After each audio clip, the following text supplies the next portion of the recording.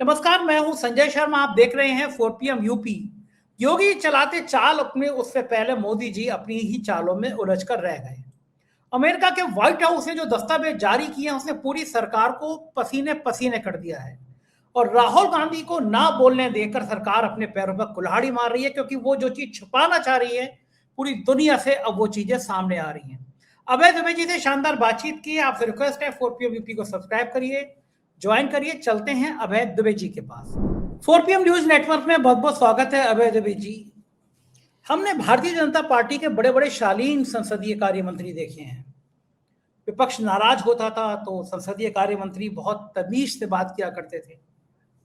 सदन चलाने में सुषमा स्वराज का भी कोई जवाब नहीं था। कितनी हाजिर जवाब थी, कितनी सहज थी, और कभी संवादहीनता नहीं होती थी। और एक लंबा दौर हमने बीजेपी का ऐसा देखा है कि जब विपक्ष बहुत नाराज हुआ, गुस्से में भी आया, लेकिन मामले से बातचीत हुई, संवाद हुआ। ये स्थिति कभी नहीं देखी कि मोदी जी के मंत्री महिला सांसदों की तस्वीर जारी करें और कहें कि ये प्रधानमंत्री को काटने के लिए दौड़ने वाली थी। कटकनी बिल्ली टाइप की जो कहावत कही जाती है वैसी थी। महिला सांसदों का तो अपमान है ही है। एक मंत्री की कितनी खराब धारणा हो सकती है, ये बात भी सामने आ गई। संसद में बहुत सारे अभूतपूर्व रिकॉर्ड बन रहे हैं। मोदी जी जिस राष्ट्रवाद के ऊपर पहिए पर दौड़ते हुए जा रहे थे, उस रथ पर सवार थे, उस राष्ट्रवाद की हवा राहुल गांधी ने एक किताब को सामने लाकर निकाल दी। हड़बड़ाई भाजपा अब ऐसी तस्वीरें जारी कर रही है। मैंने देखा नहीं कि संसद में कभी मोदी सरकार का इतना बुरा हाल हुआ। ये सब हो क्या रहा है, क्या लग रहा है आपको अभय जी? देखिए, एक अंग्रेजी का शब्द होता है जिसको कहते हैं आफ्टर थॉट। यानी जब घटना घटित हो जाती है तब आप उस घटना के ऊपर एक वक्तव्य जारी करते हैं सोच-सोच के। और फिर धीरे-धीरे करके उस वक्तव्य में, चूँकि एक बार में सारी बातें सोची नहीं गई हैं, तो एक बार में परत दर परत उसके ऊपर जोड़ते चले जाते हैं। अब आप सोचिए, प्रधानमंत्री राष्ट्रपति के अभिभाषण पर जवाब देने के लिए नहीं आए, वक्तव्य देने के लिए नहीं आए। अब भाजपा के रणनीतिकारों ने बैठ के सोचा कि क्या किया जाए? इस पे तो बड़ी हमारी छीछा इधर होगी, प्रधानमंत्री वहाँ नहीं गए। प्रधानमंत्री क्यों नहीं गए? इसके कारण को कोई भी समझ सकता है, हम लोग उसके ऊपर भी चर्चा कर लेंगे। उसके बाद में फिर ओम बिरला के ज़रिए ये कहा गया कि ओम बिरला को ये जानकारी प्राप्त हुई। आप सोचिए, ऐसा नहीं कि ओम बिरला बिरला को ये लगा कि ऐसा हो सकता है। उनको ये जानकारी प्राप्त हुई कि प्रधानमंत्री के साथ कुछ अनहोनी घट सकती है, कुछ अप्रत्याशित हो सकता है। अप्रत्याशित शब्द का इस्तेमाल किया गया है। इसका मतलब है उनको किसी ने बताया कि ऐसा हो सकता है। अच्छा, जब उनको किसी ने बताया तो वो तो पूरे सदन के पूरी लोकसभा के कस्टोडियन हैं, उसके रखवाले हैं। जो लोकसभा अध्यक्ष होता है वही वहाँ का प्रधानमंत्री और राष्ट्रपति है, उसी की चलती है। वो जो आदेश देता है उसी आदेश का पालन होता है। तो जब उन्हें पता था, उन्हें जानकारी मिल गई थी कि प्रधानमंत्री के साथ एक अनहोनी घट सकती है, एक अप्रत्याशित कुछ हो सकता है प्रधानमंत्री के साथ में, तो उन्हें उसकी रोकथाम करनी चाहिए थी। ना कि प्रधानमंत्री को सुझाव देते कि आप अपनी ज़िम्मेदारी से मुँह चुरा के भाग जाएँ, आप सदन में ना आएँ। और प्रधानमंत्री ने भी उनकी बात कैसे मान ली भाई? मेरा तो कहना ये है कि ये एक ऐसा व्यक्ति जो कि 12 वर्ष तक गुजरात का मुख्यमंत्री रह चुका है और करीबन 11 साल ऊपर हो चुके हैं उसके, देश का प्रधानमंत्री बने हुए। न जाने कितने बार वो सदन में बोल चुका है, इन राष्ट्रपति के अभिभाषणों का जवाब दे चुका है। विकट से विकट परिस्थितियों के इस पूरे इतने बड़े 23 साल के राजनीतिक जीवन में प्रधानमंत्री और मुख्यमंत्री के तौर पे तरह-तरह की परिस्थितियों का उन्होंने सामना किया होगा।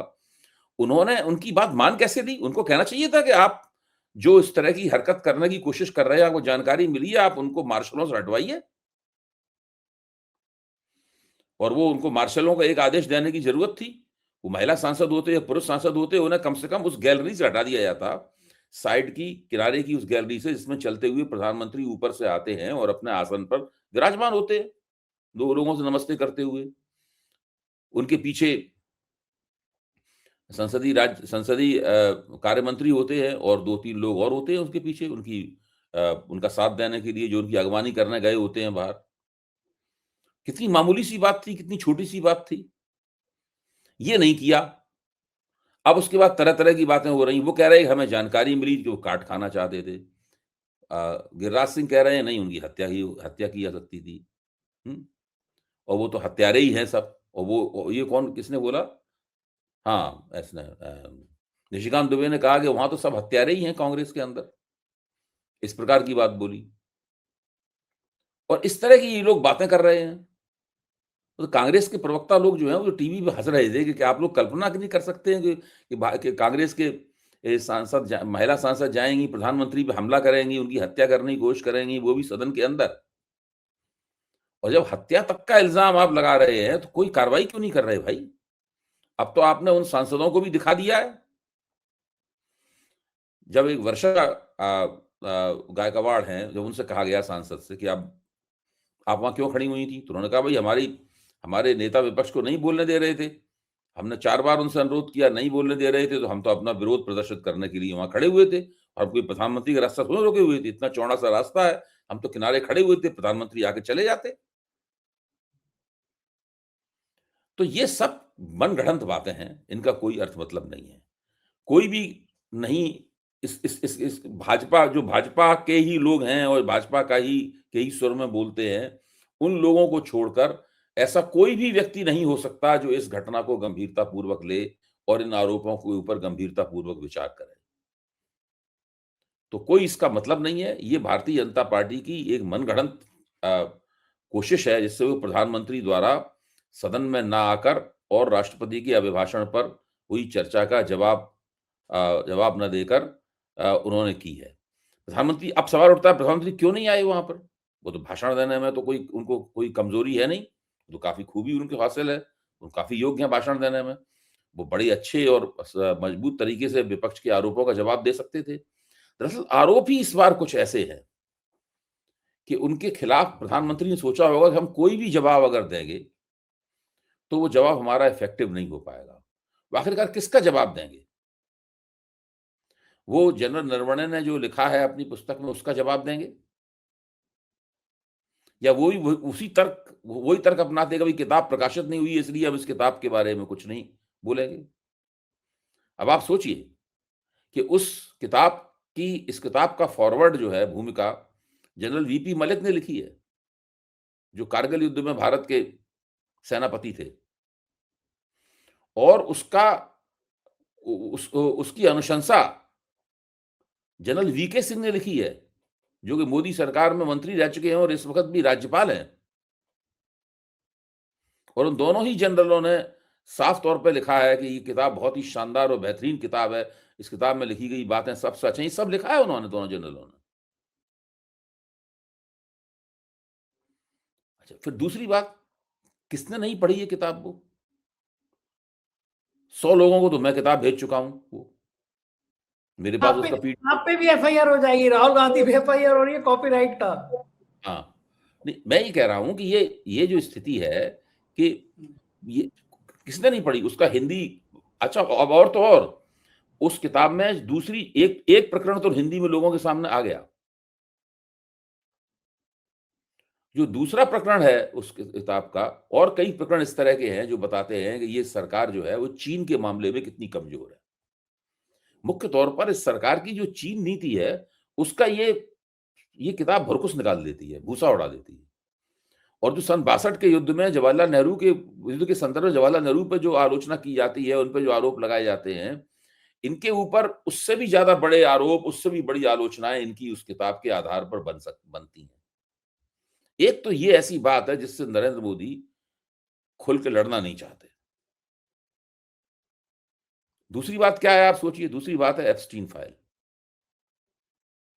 वो ज्यादा नाजुक विषय है। हाँ, हाँ, नहीं एप्स्टीन फाइल में जो नाम आया है, जिस तरीके से नाम आया है, हरदीप पुरी का नाम भी आ रहा है, इनका भी नाम आया है, अनिल अंबानी का भी नाम आया है। ये सब जो एप्स्टीन फाइल का जो भारतीय प्रक जो भा इंडियन चैप्टर है एप्स्टीन फाइल का, ये लोग चाहते हैं किसी तरीके से उसकी ऊपर चर्चा ना हो, ये चीज़ पूरी तरीके से दबी रहे।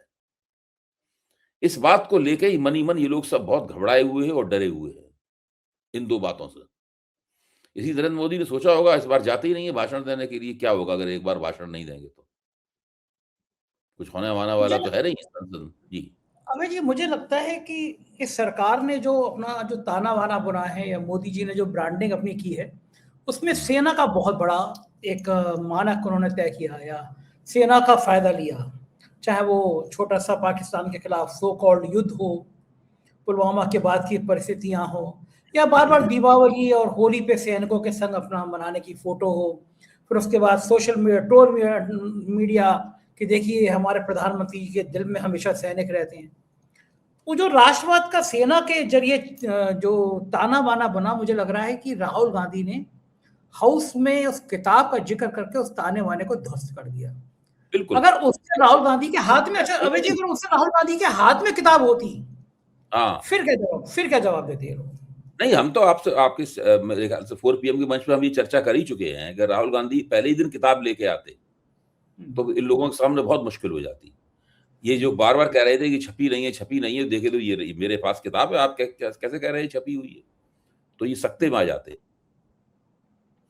अब इसके अंदर एक बात है, मैं कहूँगा कि फ़ौज के अंदर पहले से ही बीजेपी और बीजेपी के नेतृत्व की साख खराब हो चुकी है, फ़ौज के भीतर। हुँ, हुँ, जनता में ये बात अब स्पष्ट हुई है, हुँ, क्योंकि फ़ौज में अगर इनकी साख अच्छी होती, तो ये जनरल नरवणे अपने किताब में क्यों लिखते ये सब बातें? हुँ, और देखिए, वीके सिंह तो इसी पार्टी के हैं, हुँ, केंद्रीय मंत्री रहे वीके सिंह, हुँ, 10 वर्ष तक केंद्रीय मंत्री रहे, थोड़े बहुत दिन हुँ, तक नहीं।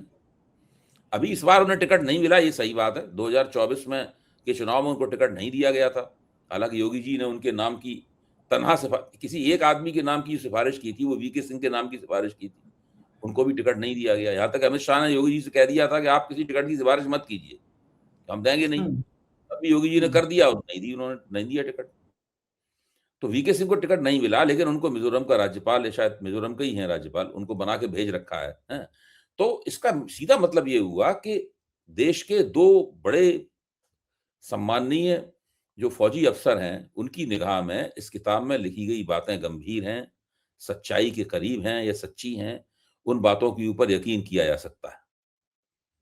और जनरल नरवणे के बारे में तो कभी भी ऐसा कोई बात सुनने में नहीं आई कि भाई वो कोई उनके उनके अंदर एंटी बीजेपी बात हो। वो क्या उनके पास एंटी और प्रो का क्या मतलब क्या है? पक्ष-विपक्ष का क्या मतलब है? वो तो एक देश के बड़े फौजी अफ़सर हैं और वो अपने अपनी प्रतिभा और योग्यता के दम पर थल सेना अध्यक्ष के पद पर पहुँचे